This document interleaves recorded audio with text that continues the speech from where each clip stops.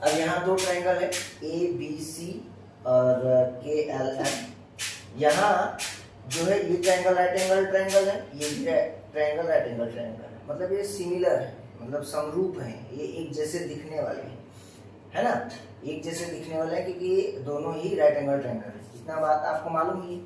अब जो है इनका एरिया निकालते हैं। तो पहले का एरिया क्या होगा, यहाँ पे लिखेंगे area of triangle A B C, ठीक। तो half base into height, base into height, तो ये होगा area of triangle A B C और हाफ इसका जो बेस है वो क्या होगा बी सी इंटू हाइट क्या है ए बी, ठीक है। हम ये भी कह सकते हैं कि देखिए यहाँ पे देखेंगे तो A B perpendicular on B C and C B perpendicular on A B, but diagram में ये जो है क्या है ऊर्ध्वाधर या वर्टिकल है, ठीक है। जिस तरीके से आप जानते हैं ऐसा axis y axis x axis ये सारी बातें होती, वैसे ये भी है, मतलब कि ये वर्टिकल है इसलिए ये हाइट मान लेते हैं, ये हॉरिजॉन्टल है इसलिए इसको हम बेस मान लेते हैं। अगर ये ट्रायंगल ऐसे हो इस तरीके से तब ये जो होगा इसका हाइट और ये होगा बेस, ठीक।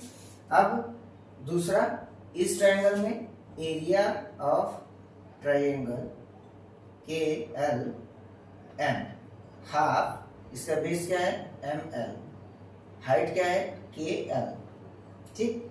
अब इन दोनों का हम रेशियो निकालते हैं, इस ट्रायंगल का ratio.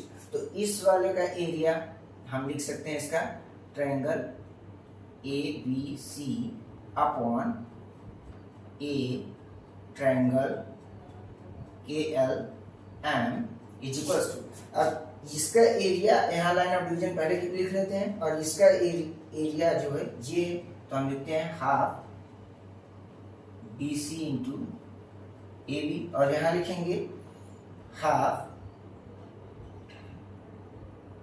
M L into K L, half half से कैंसिल, तो जो हमारा फाइनल होगा वो B C into A B और M L into K L, ये हमारा रेशियो होगा area of triangle A B C और एरिया ऑफ ट्रायंगल के एल एम।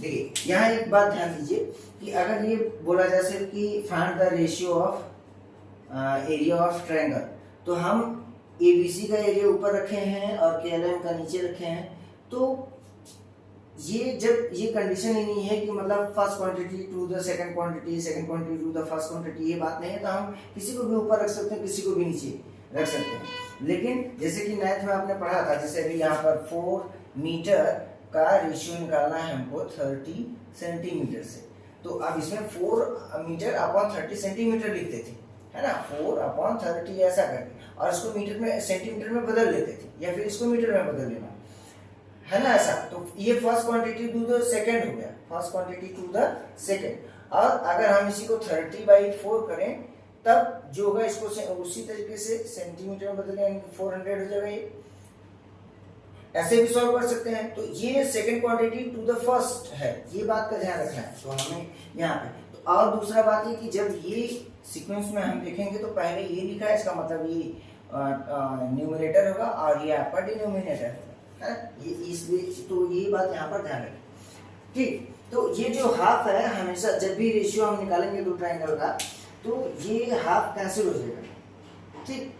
इस वजह से फार्मूला जनरेट किया गया या बनाया गया, ये है आपका H1, पहला ट्रायंगल अगर है तो ये H1 कहलाएगा और ये इसका B1 कहलाएगा। दूसरा ट्रायंगल ये है, ये सेकंड है, इसलिए यहाँ पर कहेंगे इसको H2 और ये B2, ठीक। अभी पहला का एरिया और ये दूसरे का एरिया। अब इसी चीज को हम इस तरीके से कैसे देखिए, इसकी जगह लिखेंगे A1 और इसकी जगह पर A2 और यहाँ पर B1, ये B1 और ये H1 और B2 और H2, है ना। या फिर इसी बात को हम लिख सकते हैं, ये मल्टीप्लाई का बस साइन हटाऊंगा और कुछ नहीं, A1/A2 is equals to B1H1 B2H2।